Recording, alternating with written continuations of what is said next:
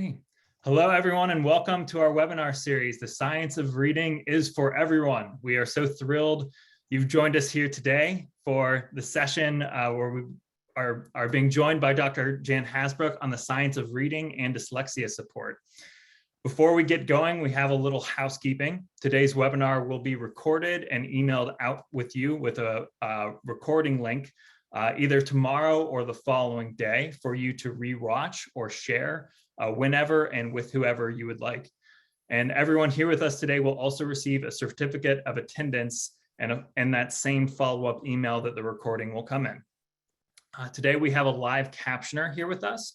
So if you want to access the captions at any time, click on the closed captioning option in the bottom tray to access that option. Throughout the webinar, if you have any questions, please go ahead and put those in the Q&A. And then at the conclusion of today's webinar, we will do our best to get to as many of those questions as we possibly can. We also welcome comments in the chat. So why don't we go ahead and get started here with a little bit of audience participation. And if you don't mind, put in the chat where you are coming from here today and what your role in the education world is. And while we wait for those comments to come on through, we do want to remind you that there are still 6 more webinars after today scheduled in this Science of Reading is for Everyone series. So if you have not already signed up for those additional webinars, please be sure to check them out. Next week, we will be joined by our Science of Reading Star Award winners who will be sharing their inspirational stories on their shift to the science of reading in their classrooms and in their schools and in their districts. Awesome. So I'd like to introduce Dr. Jan Hasbrouck, who of course is our featured speaker here today.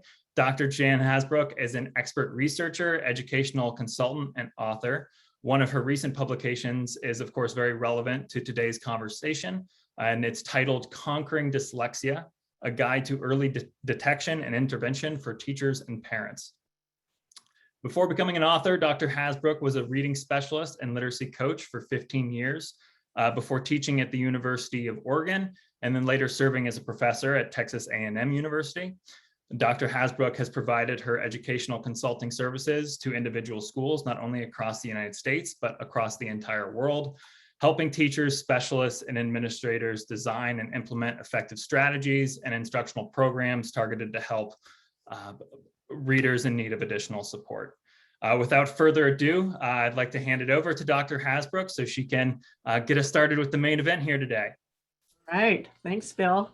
So happy to be here, and thanks for putting information about where you are and what you do in the chat. It flew by very quickly. If you were looking at it too, I know we literally have people from all over the United States, Canada, multiple international places too. I love this opportunity for such a great collaboration around the world from about this very important topic. So 1 hour, I saw somebody in the chat asking about how long this is. Yeah, we have 1 hour. I'm planning to leave some time at the end for some questions. So as Bill said, you can put some questions in the Q&A box. And Bill also mentioned that I have recently written a book called Conquering Dyslexia, and it really is, I wrote this thinking about people like me who have children with dyslexia and teachers who are hearing about dyslexia, may have a child with dyslexia, a student in their classroom, but really kind of an entry level of trying to keep the information very current, based on best science, but also very accessible for both parents and teachers who may be more on an early learning journey about dyslexia. So I'm going to touch on some of the big ideas from the book today, but if you want to go a little further, this would be a possible resource for you. those of you who have been thinking about reading about studying perhaps dyslexia for a while do understand that there is not universal agreement about all aspects of dyslexia. There's a lot, we know a lot that we didn't know even just a few years ago, but there are some areas of disagreement. So as I was writing the book, I really wanted to be sure that I didn't have space or time in the book. The point of the book was not to just review this researcher says this and this researcher says that. So I did decided I wanted to have a touchstone. Who are the people I'm going to say where there are gray areas or areas of some disagreement? Who are the people that I'm going to say? These people mostly reflect my beliefs. So just for full disclosure, and clarity, these are the folks, Jack Fletcher and his colleagues, who have written a wonderful book, and they've spent quite a bit of time in the book talking about the specifics around dyslexia. So if you want really a deeper dive, I would strongly recommend this book. When we were advertising and putting the notice out about this session, I saw that Amplify talked about the fact that my journey has been in this field as both as a teacher, as well as a researcher, but also I've experienced it at the personal level too. So this is actually a diagram. It's one of the illustrations from the book. We used a lot of photographs in the book, and we started off the book really wanting the tone to be very positive, because so much of what we know about dyslexia really is quite positive. But we're going to have success with our students if we all work together in this support circle. We need our teachers, we need our families, we need our physicians, we need our specialists, doctors, counselors may get involved. And so I didn't create this graphic, but I really like it. But as we created it, we definitely had conversations about what to put in the middle. And we did want a photograph, and we tried different photographs in there and ended up with this picture of this adorable little child. But of course, I'm highly prejudiced, because this is a picture of my daughter, Lizzie Spinell, who lives here in Seattle. I don't think I mentioned that. I'm coming to you from Seattle, Washington today. And this is a picture of Lizzie as she was just getting started on her learning journey. At that point, she was probably about 5 years old when this picture was taken. I had no concerns about her reading at all. It was very early. Unlike her older brother, who essentially taught himself to read around age 4, so a very different experience with that child. Lizzie wasn't reading when she entered kindergarten, but it didn't concern me at all. But I share a lot of that journey, which any parent who has a child with dyslexia has a similar journey. So we share that in several other stories from other families in the book. But this is Lizzie today. We do live close to each other in Seattle, Washington, and she is all grown up and past those challenges of having to deal with dyslexia in a school-based setting. But her life continues in a very successful one, as many students with dyslexia do. So let's go ahead and get started with the big ideas. I wanted to start, of course, with talking about what dyslexia is. What is our understanding about this challenging issue? So that we are all on essentially the same page. And now I know everybody has heard about dyslexia. It doesn't matter wherever you are. If I happen to mention to someone that I have a child with dyslexia, that I used to teach children with dyslexia, I've written a book about dyslexia, everybody says, oh yes, because they've heard about dyslexia, whether it's personal or professional or not.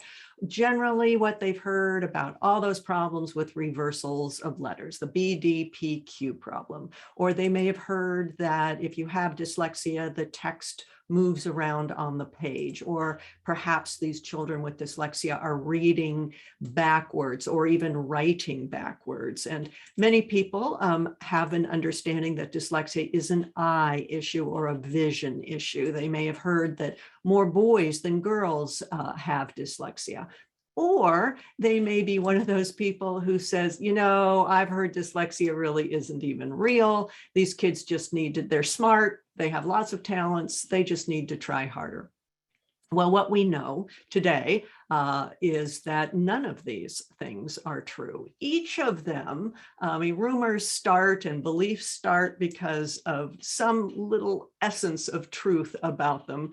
The one about boys than girls, in general, in the world, more boys are identified as having dyslexia, but the neurocognitive researchers say there's no differences in that gender brings to the brain that would relate to dyslexia. So identification of dyslexia is different than having dyslexia. So the reason we can be very sure now, in at least to a certain extent, what dyslexia is and is not, comes from a vast and growing body of research that comes basically from two areas. There are the folks from the medical world who have studied the neuroanatomy of the brain, the biology of the brain, who have looked at young brains, developmental cognitive neuroscience, and the folks who do study the eyes and how the eyes work. And then folks like me who work over in the psychology and education side,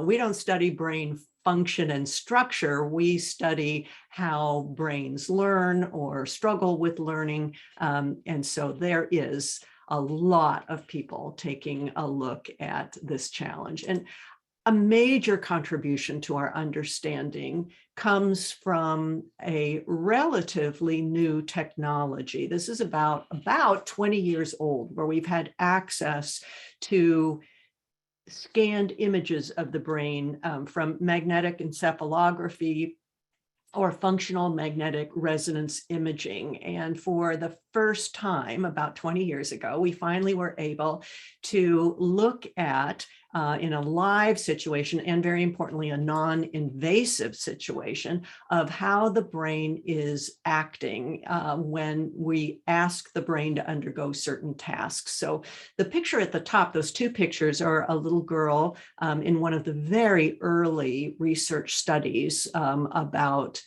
where brains were scanned as part of a reading research study. And so that's an older, one of the early versions of these machines. But I like to show that picture because she's smiling. It is a young child. You can see a little bit of her hair peeking out the side. She did not have to have her head shaved and electrodes implanted in the brain, because that's what we had to do before. The pictures at the bottom come from the very up-to-date lab of Dr. Nadine Gabb, who is doing research on very young children, including infants, around dyslexia. So what's happening in these machines when they're magnetic resonance or magnetic imaging, because that machine has great, huge magnets in it, and it is tracing blood flow. So when someone is having their brain scanned, the machine and the images are of blood flow that's tracing essentially the red blood cells or the iron in the brain. And we've learned through using these tools that we can find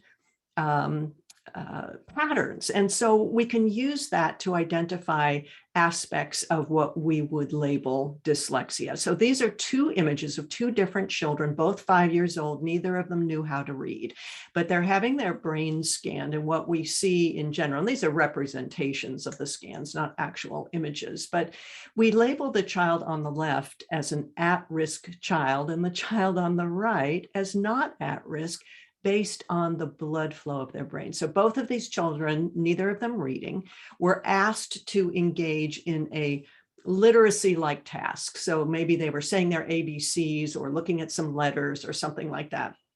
We call the child on the left at risk because this child was trying to do a language-based, literacy-related activity in their right hemisphere. The other child, not at risk, is attempting to do the same or a similar task and processing that language-based linguistic information in the left hemisphere. And that's where we are in terms of biology and hereditary evolution, is that our brains have, or most brains have evolved to process language-based information automatically, naturally. We don't have to teach specifically children how to talk and communicate. That's a natural, biologically supported activity in most brains. But reading, our brains have not caught up with the fact that we've only had for a few thousand years this idea of print, where we can capture language and put it in some kind of representation, a symbolic representation. When we try to read, we're really just translating language into symbols, and a neurotypical brain attempts to do that in the left hemisphere. The children, adolescents and adults whose brains don't function in that way are attempting to do that processing in their right hemisphere.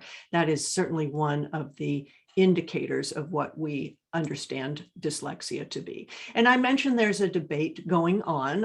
Actually, Elliot and Grigorenko wrote a book called The Dyslexia Debate. And in the book, they summarize what the key of the debate is. They say right away, page 4 of their book, the primary issue is not whether biologically based reading difficulties exist. They absolutely do, an unequivocal yes.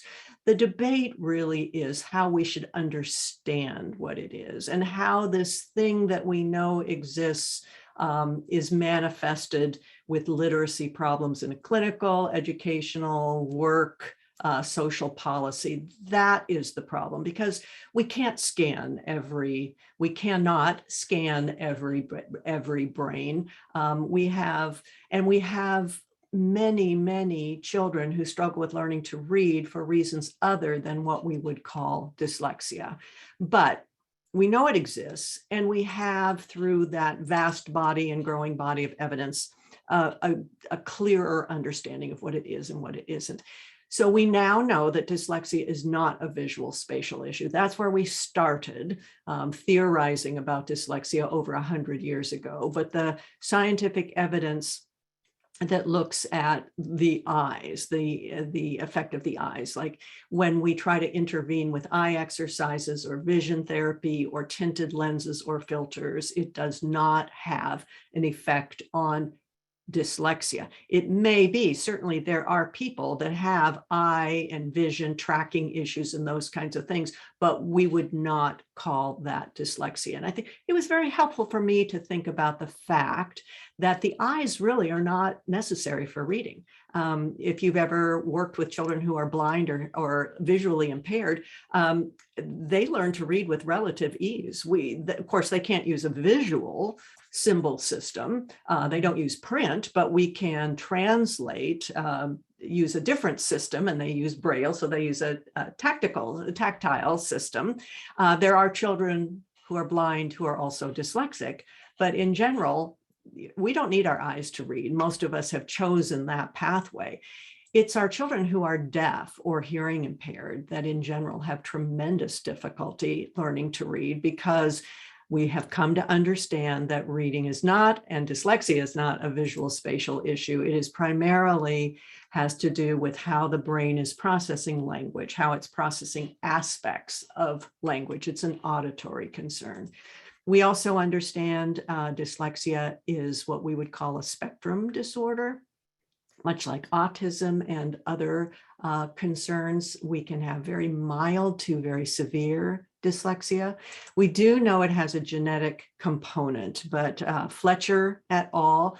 Also say that we should not be waiting to find out what the gene is, that the early research is showing that it is it's different gene clusters and combinations in different people. And there are people who display dyslexia characteristics who don't have any genetic predisposition. So we're still figuring out the genetic role of it. We do know that dyslexia can, in some students, affect fluency of speech, because that left hemisphere that is not as functional in a person with dyslexia is where we process speech as well. And so it can impact speaking in terms of processing speech, storing language information, and then accessing it. Many of our students who are challenged with dyslexia, probably most, certainly my daughter, had some emotional consequences. You're spending, which can affect certainly your confidence, and it can go on to have even more of a negative impact. Especially during those school years when you're going to school and you're trying to every day engage in something that you are not good at all, no matter how hard you're trying. Yes, all of us would have some emotional impact for that. One of the things we're not 100% sure of is how many people have dyslexia. Maybe on average, if we look at all the studies, there's some consensus it may be somewhere around 15%. In their book, Elliott and Grigorenko talk about as low as 3% up to the high end of perhaps as much as 20%. Fletcher et al. Say there's some medical studies that say it's as low as 1% up to 15%.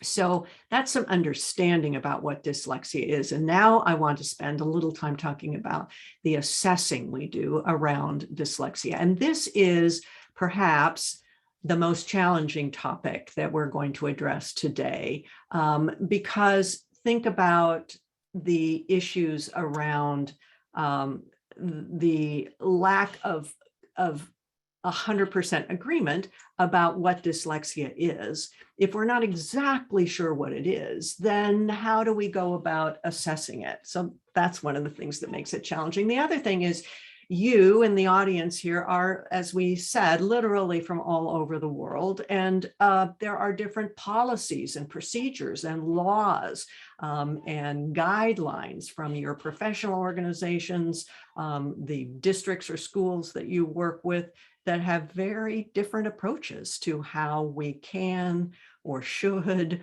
or are allowed to label someone as dyslexic or identify dyslexia. So it's very complicated. And we certainly know, I mean, absolutely, there is an understandable and urgent wish to diagnose dyslexia as quickly as possible and do it definitively.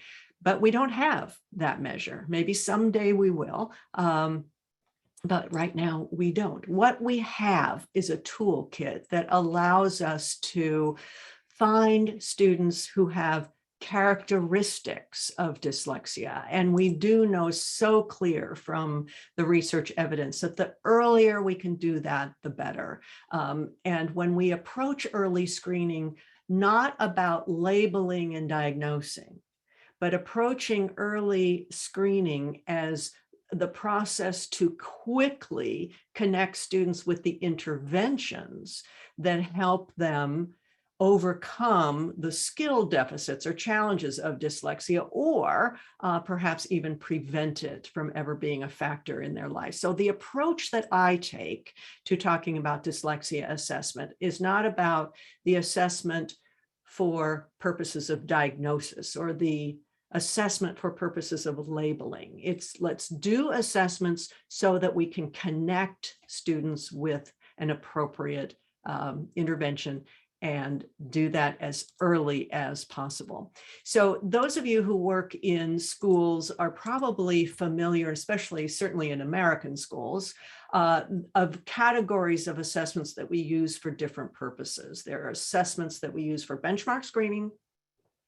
There's a whole different category of assessments that we use to do a diagnostic analysis of student skill level. And then a third category we would label progress monitoring that we use after instruction has started. And one of the things I have found very helpful is if we think about these categories of assessments as serving different purposes, which they are, but then taking that one step further and say, let's say the purpose of each of these assessments is to answer a specific and important question. I think all of us who work in the field of education are very aware that time is always an issue. I sometimes refer to time as the 4-letter word of education because we never have enough of it. So it's very important to be strategic and careful about how we spend our time. And we do need to collect good assessment data, but it's always something that we should do as quickly as possible. So understanding why we're doing these assessments helps us be strategic in our time. So I like to think about each of these questions answering specific and important questions. The first one, benchmark screening, is really designed to quickly identify in a group of students, and benchmark screening assessments are often given as universal assessments. Everybody gets assessed, even those students we have no concerns about at all. And even those students that we already know need some help, we screen everybody just to be sure that we have found everybody who might need help.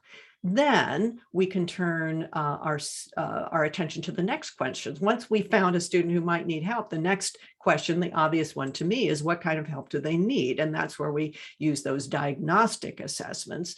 Then once we figure out what help they need, we've designed some, we hope, appropriate intervention. We want to ask ourselves the next question, and I think this is perhaps the bravest question that any educator can ask, and that is the work working? The students working very hard. I know I'm working, I'm doing the best I can, but are we moving students toward success, to achieving the goals that we've set for them? So in the very limited time we have today, I'm going to turn attention to these assessments, the diagnostic assessments of skills. Again, diagnostic assessments can be for purposes of labeling or categorizing, or for those purposes. I'm really thinking about, as quickly, efficiently as possible, getting an answer to the question, what help do they need? And when we're thinking about dyslexia or any aspect of reading, we can start with the brilliant work of Dr. Hollis Scarborough, who a couple of decades ago created this very accurate, research-based, but simple and elegant diagram of reading. And many of you, if not most of you, have probably seen this. A couple of weeks ago, I attended a reading conference in person for the first time in a couple of years. And it was a reading conference, so every session was focused on reading. And I don't think I went to one session that the presenter did not use some form of Scarborough's rope. This simple diagram that captures the complexity of learning to read and becoming a skillful reader is almost universally used because of its accuracy and its elegance. It's a good way to think about reading. So when we're talking about diagnosing skills, we can turn to this. There are two basic areas that need to be in place in order to become a skillful reader. We must have language comprehension, we must have word recognition, and all those component pieces. We can do some diagnostic assessments. Because what we want to know, if we're going to have our students become skillful readers, that end goal, that target of that Scarborough describes as the fluent execution and coordination of those two areas. We need word recognition and we need text comprehension or language comprehension. So to get there, every reader, whether they're dyslexic or not, need all of those component pieces. So we look at that and then we say, that's what we need to be assessing. We need to assess the level and skill of phoneme awareness, phonics and decoding, instantaneous automatic word recognition, sight words, reading fluency, etc. So how do we go about doing this? Once again, there isn't one single assessment that we can give. I quoted Tim Odegaard in the book, who said there is no one single universally adopted assessment that can be used to definitively identify if a student has dyslexia. So what we do instead, in terms of best practice, in terms of what the research supports, is rely on patterns or clusters of concerns to identify whether a student has the characteristics of dyslexia, because a definitive diagnosis of dyslexia is just so challenging to do. So given that, I put together in the book, and this is one of the handouts that will be shared with you today, is this little checklist that is based on very good and very current research on reading and dyslexia. But itself is not, this is not an instrument that has been scientifically validated. It is simply a practitioner checklist of a guide to be sure that you are checking all of these areas in your students that you have some concerns about. And if there is a pattern, if there is a cluster of concerns, perhaps you can, with some level of confidence, say this student has dyslexia. So in the book, I created a little scenario around this, saying a little girl named Emily, who is starting second grade. So in the United States, that might be around 6 or 7 years old. She's starting in a new school in the scenario I made up. And her parents, as they're registering Emily, say that they have some concerns about her reading development, that she struggled last year in first grade. The teacher said it's possible that Emily might have dyslexia. So in this school, they don't need to wait for weeks and weeks or months or years to do analysis. They have a reading specialist on staff who can do these informal assessments to determine whether there is a cluster pattern. So what happened is, in my imagination, it was the next day that Emily showed up for school and she met with the reading specialist, and the reading specialist administered a variety of assessments, and then used her own opinion about these things, her own professional judgment to determine the level of concern. So first, was there a concern or not based on the results of the assessment, but also this teacher's personal opinion, her professional judgment. So very typical of children who do have a dyslexia or some other word level reading difficulty. Emily does. The reading specialist noted a concern in phonological and phoneme awareness. So yes, there was a concern, and the reading specialist designated this as a severe level of concern. And again, that would be kind of especially at the beginning of second grade, even earlier, but by second grade, most of our students have really developed strong phoneme awareness. Emily has not, so that could be a red flag for dyslexia. The reading specialist also did an assessment, a screening, a diagnostic assessment of phonics and decoding. There was a concern, and determined to be about the moderate level. An assessment of sight words, so taking lists of sight words that most students should know by entry level into second grade. There was a concern. Emily didn't know as many words instantaneously as she should. That was considered at a moderate level.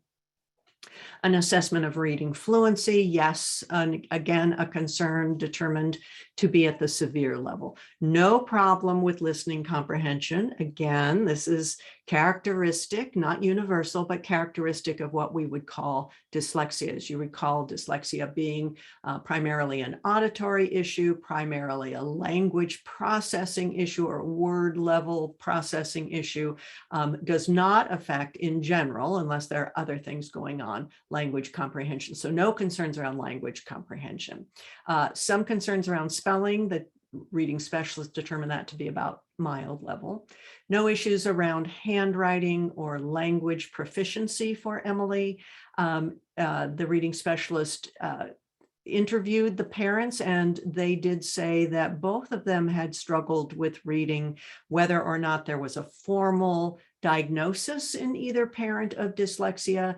There was some family history of struggling with learning to read. So the reading specialist determined that to be at the moderate and severe level. And this is the very last checklist is very important because Emily could be entering second grade with these kinds of challenges because she had not received appropriate instruction. But the reading specialist, looking at Emily's records and talking to her parents, determined that appropriate instruction had been provided, and yet Emily was still struggling with this. So in this case, this particular pattern or cluster of concerns, the reading specialist in this scenario was able to say to Emily's parents, Emily is showing many of the characteristics of dyslexia. And knowing that can be, I was actually just talking to my daughter recently about this when we finally came to that conclusion that what was going on with her was dyslexia. For her, it was around fourth grade. And we both remember the relief of knowing that there was a label for this. There was something that explained the challenges that she was having. But we don't want to wait for that label to be in place. What we want to do is approach this as an instructional issue. We certainly don't want to wait for a long period of time. So we can just look at this. Emily has problems with phoneme awareness, with decoding, with sight word recognition and reading fluency. We would hope that the next day, this reading specialist can be working with the classroom teacher and putting together some appropriate intervention for Emily based on her identified needs. So that takes us to the final area I wanted to share with you, are some of the big ideas that we have these days about the instruction that we want to do to address dyslexia. And here we turn back to our dyslexia research, and most of this research comes from the folks in the psychology and education, although some really interesting studies have been done where there are people from the medical world and the education world working together.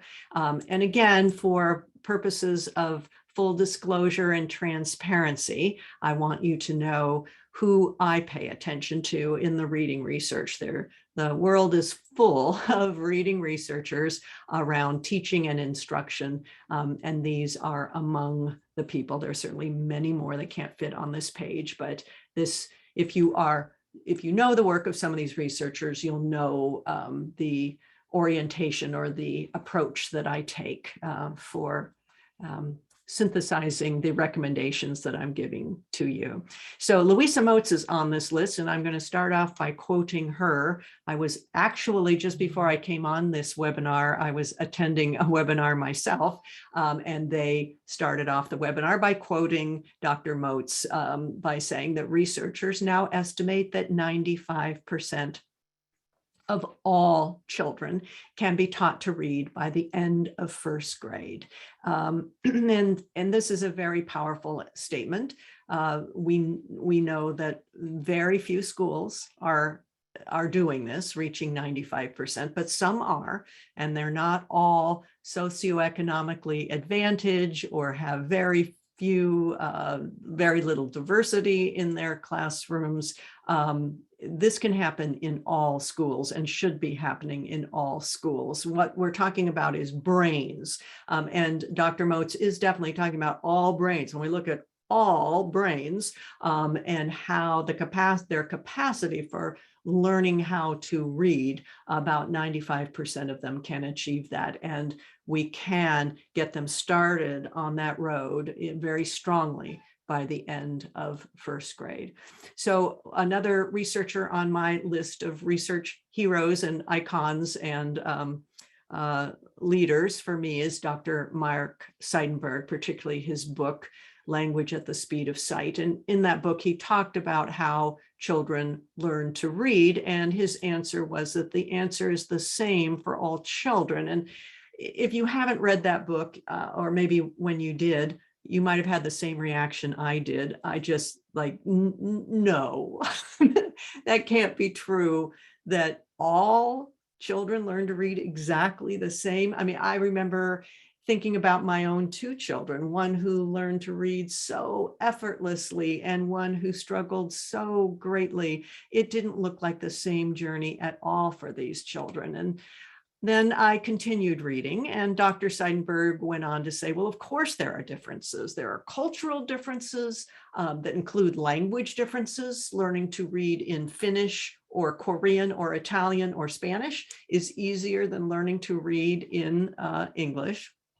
There are economic reasons that make the learning journey different. There's educational circumstances. What is the quality of the instruction they're teaching, that they are receiving? How well informed are the teachers? How much support are the teachers getting for teaching all children, including those children who are neurodiverse or come from or starting school behind where we would expect them? So yes, there are differences and that affect how easy the journey is. And I hope most of you are familiar with the wonderful work of Nancy Young, a colleague of mine in Canada, who developed another, along with Scarborough's rope. She developed a lovely infographic that originally was called the Ladder of Reading. Just recently, she expanded and updated this ladder to call it the Ladder of Reading and Writing. And you can get a copy of this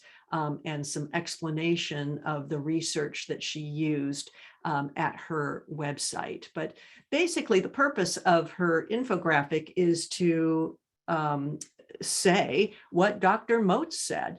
Almost all children are going to be able to climb the ladder of reading. But she then goes on to talk about the fact that there are children at different areas that are going to climb the ladder more easily than others. And we have at the bottom of her graphic, in that red area, is what she includes our students with dyslexia in that group, and learning to read, write, and spell are harder for those students. So yes, the same process is used for all of our students. And we also know that what they need to learn in order to become a reader does not change. There's one way that our brains become reading brains, and we can go back to Scarborough's rope. We have to have all those components of language comprehension. We have to have word recognition, all those individual skills developed and learned and fluently and coordinated and executed in order to become a skillful reader. And what we know about our children with dyslexia is they have difficulties. They may be biologically, neurologically based, that they struggle particularly with this aspect of learning to read. So the message about intervention with our students, identification of our students with dyslexia, we really, really want to focus on early identification. This is the work of Nadine Gabb. If you're interested in that, go to her work, earlier and earlier identification. But certainly for us as educators, as early as possible in the education process. But it's not just identification. It has to be early identification plus early and appropriate intervention. So we want to get started, and we can get started. We can lay the foundation to rewire the brain and make it a more reading more effortless at age 2 and 3. But when we're dealing with 3 and 4-year-olds, we certainly are not going to do intervention in the same way that we would do it with 7 or 8 years old. So we want to do it early, but we want to do it age appropriate. But when we do these two things. When we do an early identification plus an early and appropriate intervention, this is what the researchers are saying. Sally Shaywitz has long talked about that we can help children overcome dyslexia. She also says in her book, for those of you who work with older students or even adults, she's very clear in her research and in her books to say it's never too late. And we know that to be true. But we also know that past second grade and on, it's harder. It's harder for the brain to rewire itself. It's harder to find the time in a school-based setting to do that kind of work. So we can overcome it. It's never too late, but prevention is really the key. So Jack Fletcher does a lot of work around this. And if you're interested in hearing him talk about it, there's a nice little clip on YouTube, and you can just Google Jack Fletcher prevent dyslexia, and that will take you to his 2-minute explanation of what he means by preventing dyslexia. So again, the assessments that we do are all about getting kids started with that intervention. So I wanted to show you why this is also exciting and why we're so sure about the power of instruction. This is one study of hundreds of studies, but this is one of the earliest studies that used the technology of brain scanning. So this is also one of the studies. Simos is the lead author, but the second author on this study was Jack Fletcher. So Simos comes to this from the neurobiological area, Jack Fletcher from the education area. So what they did in this study, what they found here is it says dyslexia-specific brain activation, that profile that I showed you with activity on the right hemisphere, that activation becomes normalized following successful remedial training. So what they did in this study is they had a small group of students, 8 students in this case, from 7 to 17. So beyond that magical window of early intervention, they all had quite severe dyslexia. They had these kids, well, they started by doing 2 things. They scanned their brains, and they also gave them a reading test. And then they did an 8-week intensive intervention that was based on phoneme awareness, up to 2 hours a day. So for a total of about 80 hours of instruction. So this was a clinical intervention is what we would call. It's not something we could typically do in schools, take 2 hours a day. But at the end of that 80 hours of instruction, they scanned the brains again and gave a reading test and found that all the kids in just 8 weeks of instruction, their reading improved. But the real purpose of this intervention was to show how that brain organization can be reversed in an intervention that is sufficiently intense and lasting as little as 2 months. So some of the images from that study from one of the 15-year-olds and from the 10-year-olds looking at the before and after. In both cases, these children were attempting to do their reading in their right hemisphere. 8 weeks later, that activity has moved over into the left hemisphere. And this is in the article, they talk about teachers need to understand the power of what they're doing. Jack Fletcher uses this quote a lot, that teachers are doing brain surgery by instruction. They're not changing the structure of the brain like neurosurgeons do, but changing permanently the function of the brain, normalizing the brain, preventing dyslexia if we can get this, or overcoming it if we start a little later.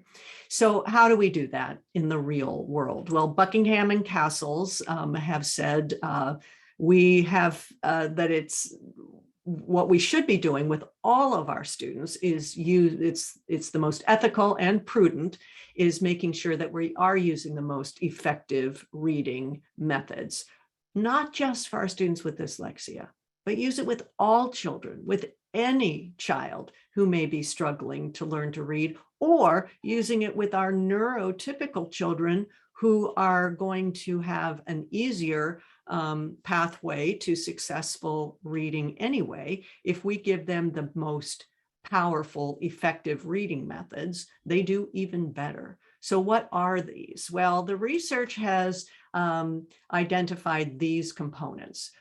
Instruction that is comprehensive, systematic, explicit, intensive, and multimodality, and informed by data, as we briefly discussed earlier. And that's a real mouthful. So we're beginning to use the term structured literacy as the descriptor for all of these components. Comprehensive instruction designed to cover not only the foundations of reading, including phonics, but all those advanced skills and knowledge and the language aspect. Systematic, carefully designed instruction, explicit instruction that's delivered with clarity and intention, that I do, we do, you do. Intensive instruction where the higher needs of the children, we narrow the focus, we increase the dosage, we stay really clear about the purpose. All students, we know from research in educational psychology, do best with active engagement. And when we engage all the sensory modalities, we see a word in print, we hear the word spoken, we say the word, we write the word, all of that can be beneficial, especially when our teachers are being informed by data to answer those questions of who might need help, what kind of help do they need, and is the work working? So I will finish here by sharing some of the primary key resources for dyslexia that I recommend to people all the time. It's very rare for me personally that I don't visit Reading Rockets for some reason. I had a meeting with a colleague earlier this morning and we were trying to find a study. I went right to Reading Rockets and there it was. It is a wonderful clearinghouse for educators and parents about current research. The International Dyslexia Association, Decoding Dyslexia, which is an organization started by parents who are doing some really important work around getting policies and laws passed. Nadine Gabb's work, Glean Education, is a group devoted to helping teachers and parents support their work around dyslexia. And I've also recently added the wonderful work being done at the University of Florida in their Literacy Institute. They kind of dropped everything they were doing and created a resource hub for many teachers who were suddenly working virtually with their students. So it's a wonderful resource. That's just among some of the resources. So I certainly want to thank you all for taking time to attend this session today. That's my email, janhasbrouck@gmail.com, and Twitter is a really good place for us to stay connected. My Twitter is all about reading and dyslexia and reading related assessments, coaching. I don't do politicians and that kind of thing. So it's another way to extend the community of discussions around this important topic. So I would look forward to following up with you. That would be lovely. So we have a few minutes left. I'm going to stop sharing my screen now and see if there are a few questions that I can help answer. Yes, thank you so much, Dr. Hasbrouck. That was incredible, insightful, and a lot of extremely interesting and important research that was shared. So thank you so much. Welcome. Before we dive into questions, we had a lot of great questions come up during the session. I apologize that we're not going to be able to get to all of them, but Dr. Hasbrouck did put her Twitter as well as her email on the last slide. The slide deck that Dr. Hasbrouck presented today, that will be shared out in our follow-up email that should come either tomorrow or the day after. So we will try to get to as many questions as possible in the next 7 minutes or so. Okay. We had several questions around dyslexia screeners. And in the chart you showed, there was a dyslexia screener. There was folks wondering to know a little bit more information about what those dyslexia screeners are specifically. Yeah, well, and that is one of the areas where I said, if you recall, I said when we talk about assessing dyslexia, it's probably the most challenging topic. So there are a variety of what we would label dyslexia screeners being out there. When people see the need for something that like that, they create them. And there are a growing options in the area of a specific dyslexia screener. And a lot of them are fairly new. Some of them have not been fully validated in a way that I think makes it really useful for everybody. So any dyslexia screener that you're considering, do look at the reliability, the validity, how it was normed, whether it represents the students that you're dealing with. And some of those dyslexia screeners are really just checklists, interviews that they might have with parents. I'm much more inclined, I think you probably got that sense, I'm much more inclined to do what we would call a behavioral assessment of a student. Can you read these words? Can you identify the phonemes in these words? Do you do that with automaticity and fluency? Can you read text? Can you understand? I want to do that kind of check. So I find an entry-level screener that we can use with all students is something like letter sound fluency, letter naming fluency, because that's checking something real that they need to know, but do they know it with enough accuracy and fluency? And if they are not where we want them to be, then we can turn ourselves to some more assessments that do a little deeper dive and let us know what we need to do. Thank you, and that makes sense. So it sounds like going back to the research, making sure that the screener in question has the proper amount of research and has shown to be effective. We also got a couple questions about if we are able to alter the neural pathways, does that mean a student is cured from dyslexia? Could there be a backslide into dyslexia? That is a great question. And it's a question personally that my daughter asked me to ask my friend, neuroscientist, Dr. Marianne Wolf, who I have such wonderful friends and such a privileged life that I get to hang out with people like Marianne Wolf. But is a brain, that was what my daughter asked. Here's a dyslexic person, now adult. If my brain, clearly her brain has been significantly, not totally rewired, but that we are rewired. We're changing how that brain sends information around it. We're rewiring it. Does it, so first of all, does it stay permanent? Yes, the evidence is that it does stay permanent unless there's something like a traumatic brain injury. Any of us can lose our ability to read or speak or do other things if we have a traumatic brain injury. But yeah, those rewirings are permanent. You learn to read, you stay a reader. Once that brain is rewired, is it a non-dyslexic brain? And the general consensus is your brain is still a dyslexic brain, even though you have acquired the ability to read, write, spell at a reasonable level. The information we have right now, we need to explore this further, is that neurology, that neurological difference, we can't rewire everything about it. So the remaining piece that seems to be the most intractable, the most hard to change, is fluency.